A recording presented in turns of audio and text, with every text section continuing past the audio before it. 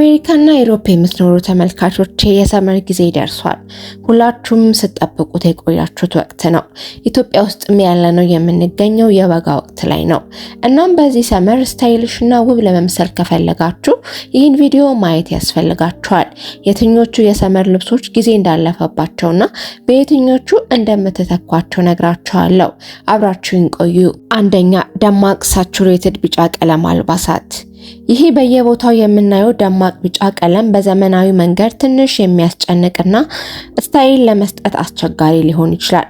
ምክንያቱም ጥንካሬው ከሌሎች ልብሶች ጋር በጥሩ ሁኔታ ከመዋሃድ ይልቅ አጠቃላይ መልክን ይቆጣጠራል። እንዲሁም ሁልጊዜ የቆዳን ቀለም አያጣጥምም። አንዳንድ ጊዜ ደብዛዛ ወይም ትንሽ ዋሽድ እንዲመስል ያደርገዋል። በሌላ በኩል ደግሞ ለስላሳ ቢጫ ቀለም በጣም የበለጠ የሚለበስና ሁለገብ ነው። እንደ ነጭ፣ ቤጅ፣ ጥቁርና ጂንስ ካሉ ኒውትራል ልብሶች ጋር በሚያምር ሁኔታ ይጣመራል። ማቺንግ ሴት ወይም አንድ ነጠላ ብትመርጡ በልብሳችሁ ውስጥ ያለምንም እንከን ይዋሃዳል እና መልካችሁን ሳያደበዝዝ ቆንጆ ቀለም ይጨምራል። እንዲሁም ለቆዳችሁ ኮምፕሊመንት ይሰጣል። በአጠቃላይ ሞቅ ያለና የበለጠ ማራኪ ገጽታ ይሰጣል። በተለይ በዚህ ሰመር በቀሚሶች ውስጥ ይህ ሼድ በጣም የሚያምር ስሜት አለው። ለዕለታዊ አልባሳት ብቻ ሳይሆን ለልዩ ዝግጅቶችም ፐርፌክት ናቸው። ለምሽት ዝግጅቶችም ለመለበስ እጅግ በጣም ቀላል ናቸው። በተጨማሪም ለስላሳ ሰማያዊ ቀለሞች ብዙ ጊዜ እናያለን እና እውነቱን ለመናገር ሁለቱም በልብሳችሁ ላይ ፍሬሽ እና የሚያምር እይታ የሚያመጡ የቀለም አይነቶች ናቸው። ሁለተኛ፣ ትናንሽ የአበባ ህትመት ቀሚሶች። እነዚህ ትናንሽ ህትመት የበዛባቸው የአበባ ቀሚሶች መጀመሪያ ላይ ፌሚኒን ሊመስሉ ይችላሉ። ነገር ግን ብዙውን ጊዜ ትንሽ ጊዜ ያለፈባቸውና የቆዩ ናቸው። የበለጠ ዘመናዊ አቅጣጫ ሚዛናዊ ህትመቶች ያላቸውን ቀሚሶች መምረጥ ነው። ፍሎዊ ማክሲ ቀሚሶችን፣ ለስላሳ የኤላይን ፒሶችን ወይም ከሰውነት ጋር በሚያምር ሁኔታ የሚንቀሳቀሱ በጥሩ ሁኔታ የተዋቀሩ ዲዛይኖችን አስቡ። ትናንሽ የተጨናነቁ አበቦችን ከመጠቀም ይልቅ እንደ ፖካ ዳት ወይም ትልልቅ የአበባ ህትመት ስታይሎችን ምረጡ። እነዚህ ስታይሎች የበለጠ ማራኪ መስመር ይፈጥራሉ፣ ምስልን ያራዝማሉ እና በተለይም ከቀላል ጌጣጌጦችና ከኒውትራል ቶኖች ጋር ሲጣመሩ ሶፍት ግን ቀላል መልክ ይሰጣሉ። የፖካ ዳት ቀሚሶች ወይም ኤኒ ልብሶች በቁም ሳጥናችሁ ውስጥ ቢያንስ አንድ ፒስ መኖር የግድ ነው። ይህ ንድፍ በሚያስደንቅ ሁኔታ ሺክ እና የማይካድ ግርማ ሞገስ ያለው ነው። ለሁሉም ማለት ይቻላል ተስማሚ ነው። በዚህ ዓመት በሁሉም ቦታም የሚታይ የትሬንድ አይነት ነው። ሶስተኛ፣ ከመጠን በላይ የደረጃ ማክሲ ጉርዶች። እነዚህ የተደረደሩ የማክሲ ጉርዶች ምቹና ለመልበስ ቀላል ሊሆኑ ይችላሉ። ነገር ግን እንደዚህ አይነት ስታይል ሲኖራቸው ብዙውን ጊዜ ተራና ያልተስተካከሉ ሆነው ይታያሉ።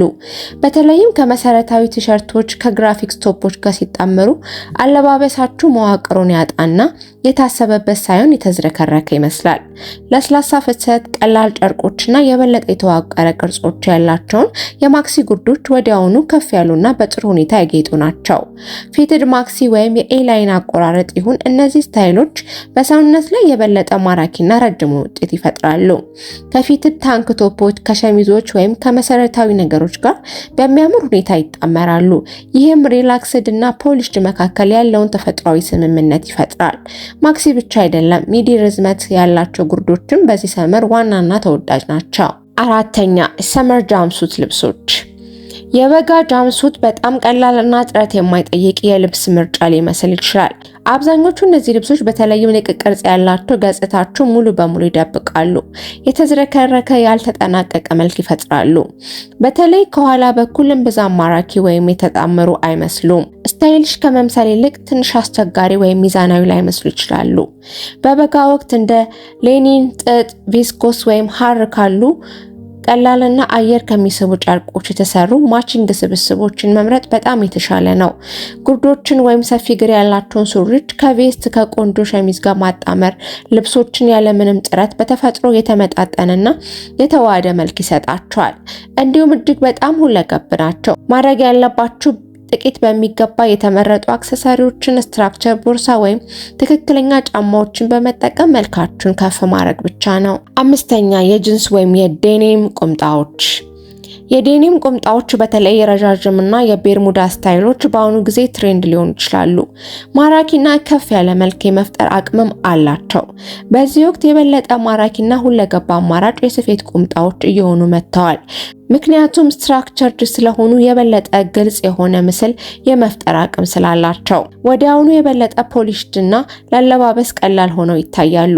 በተለይም ከተረከዝ ጫማ ጋር ሲጣመሩ እግሮችን በማርዘም እና ለልብሱ የበለጠ ግርማ ሞገስ ያለውና የሚያምር መልክ ይሰጣሉ። እና እንደ ጥቁር፣ ክሬም፣ ነጭ ወይም ቤዥ ያሉ ቶኖችን ስትመርጡ አጠቃላይ መልካችሁ የበለጠ እርስ በርሱ የሚስማማ የተራቀቀና የሚያስደንቅ ገጽታን ይፈጥራል። ስድስተኛ ረፍልድ ቀሚሶች። ረፍልድ ቀሚሶች የበጋ ልብሶችን በቀላሉ ጊዜ ያለፈባቸው እንዲመስሉ የሚያደርጉ ናቸው። ከመጠን በላይ የሆኑ ንብርብሮችና መጠኖች ብዙውን ጊዜ ንጹህና የሚያምር መልክን የሚወስድ ግዙፍ ምስል ይፈጥራል። በዚህ ዓመትም የረፍልድ ልብሶች ተመልሰዋል፣ ነገር ግን በጣም በዘመናዊ መንገድ ነው። ከባድ ዲዛይኖች ከመሆን ይልቅ እንደ ሽፎን እና ቬስኮስ ባሉ ቀላል እና ፍሎይ ጨርቆች የተሰሩ ናቸው። እነዚህ ቁሳቁሶች የሚያምር እንዲመስሉ የሚያደርግ ለስላሳ ጥረት የማይጠይቅ እንቅስቃሴ አላቸው። ይህንን ትሬንድ በቀሚሶች ብቻ ሳይሆን በጉርዶችና በሸሚዞች ላይ የሚያየን ነው። ጎልቶ የሚታየው ነገር ስታይል ለማድረግ ምን ያህል ቀላል እንደሆኑ ነው። እነዚህ ሸሚዞች ከቀላል ጂንስ ወይም ከጨርቅ ሱሪ ጋር ማጣመር በፍጹም ውበትና ሚዛንን ይፈጥራል። የሚንቀሳቀሰው ቴክስቸር በጣም መሰረታዊ የሆነውን ልብስ እንኳን ከፍ ያደርገዋል። ይህም የበለጠ ውድና ፑት ቱጌዘር ሉክ እንዲፈጥር ይረዳቸዋል። የጨርቃቸው ጥራትና የልብሶቹ ይዘት ሌጀሪ ሉክ የሚሰጡ ናቸው። ሰባተኛ የተደረደሩ ቀጭን የአንገት ሰንሰለቶች። በአንድ ወቅት ሁላችንም የምንወደው ስታይል ነበር፣ ነገር ግን ይህ መልክ እንደ በፊቱ ተወዳጅ አይደለም። ብዙ ፒሶችን ከመደርደር ይልቅ አሁን ያለው ለውጥ የበለጠ ተጽዕኖ የሚያሳድር እና በራሱ የሚስብ ሲንግል የአንገት ሐብል ነው። በተንጠለጠሉና የታስል የአንገት ሐብል ተተክተዋል። እነዚህ ረጃጅም የበለጠ የሚታዩ ክፍሎች ዓይንን ወደ ታች ይስባሉ። የአንገት መስመርን የሚያራዝምና ለቀላል አልባሳት እንኳን ኳይት ውበት የሚሰጥ ነው። አንድ በሚገባ የተመረጠ ጌጥ ሙሉ ገጽታችሁን ከፍ ለማድረግ በቂ ነው። እነዚህም ፒሶች ፓወርፉል የሚያደርጋቸው መሰረታዊ የሆኑት አልባሳት እንኳን ያለ ችግር ስለሚቀይሩ ነው።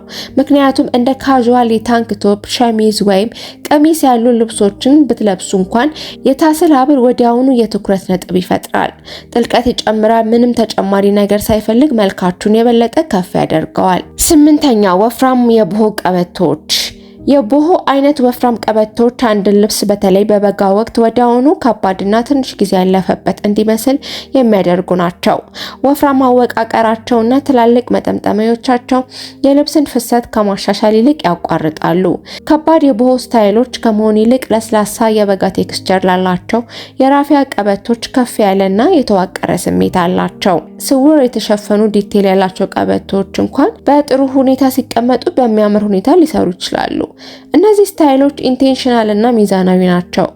ለልብሳችሁ ትኩረት ይጨምራሉ፣ ወገባችሁን የበለጠ ግርማ ሞገስ ባለው መንገድ ለመግለጽ ይረዳሉ። አብራችሁኝ ስለነበራችሁ ከልብ አመሰግናለሁ። ሀሳብና ጥያቄ ካላችሁ በኮሜንት አስቀምጡልኝ። ቻናሌን ሰብስክራይብ ማድረግ፣ አዳዲስ የምለቃቸውን ቪዲዮዎች እንዲደርሳችሁ የኖቲፊኬሽን በተኑን መጫን እንዳትረሱ። በቀጣይ በሌላ ቪዲዮ እስከምንገናኝ ሰላም ቆዩኝ።